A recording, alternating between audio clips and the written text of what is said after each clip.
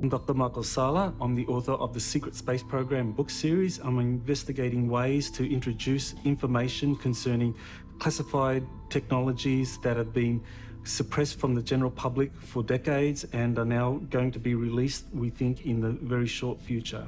Some of you might be asking, well, how could giant bases be built on the moon?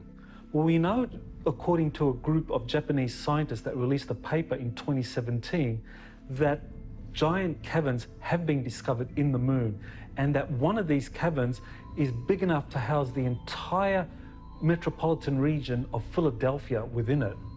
Corey Goode is unique because he's the first person that I know of that is both a contactee, someone who has had extensive contacts with extraterrestrial civilizations, while also being an insider of actually having worked in some of these compartmentalized programs. And what's even more significant about him is that he is trusted sufficiently by insiders to be given some of these documents, some of these defense intelligence reference documents, to basically release to the general public to get people up to speed with the possibility of these kinds of advanced technologies existing. These DIA documents support the idea that wormhole travel is actually possible through the cosmic web. Using this same web is how the ancient builder race built this galactic protection grid around our local star cluster. The most important researcher supporting the exploded planet hypothesis is Dr. Thomas Van Flandern, and he was the head of the US Naval Observatory in Washington, D.C.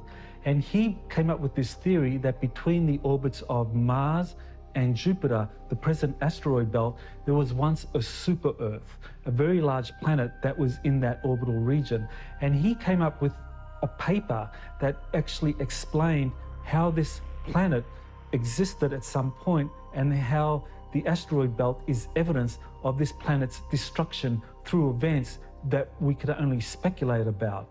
And Dr. Thomas Van Flandern supported this exploded planet hypothesis by studying the geology of Mars. And what he found was that half of Mars was basically 20 miles thicker than the other half. And that was evidence of it facing this exploding planet and receiving all the debris, and that this was also an explanation for why the atmosphere of Mars was suddenly evaporated hundreds of thousands of years ago.